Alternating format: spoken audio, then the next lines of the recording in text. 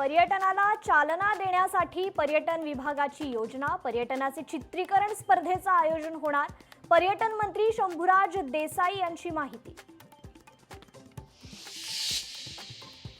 नवरात्रोत्सवानिमित्त नाशिकच्या सप्तशृंग गडावर प्रशासन सज्ज. यात्रा काळात मंदिर दर्शनासाठी 24 तास राहणार खुलं. सर्व विभागांना चोख नियोजन करण्याच्या सूचना.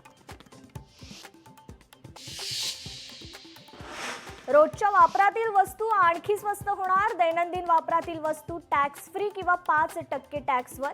पंतप्रधान मोदींची घोषणा. धाराशिवमध्ये पावसामुळे 1.5 लाख हेक्टरवरील पिकांचे नुकसान. पंचनामे करत जिल्हा प्रशासनाचा सरकारला अहवाल. जिल्हाधिकारी कीर्ती किरण पुजारी यांची माहिती.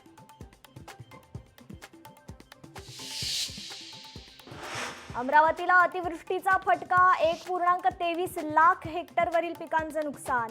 1,68,533 शेतकरी अतिवृष्टीमुळे बाधित. लातूरात मुसळधार पाऊस. तर मुसळधार पावसामुळे शेतकऱ्यांच्या सोयाबीनसह इतर पिकांचं नुकसान. दिवाळीपूर्वी नुकसान भरपाई द्या, शेतकऱ्यांची मागणी.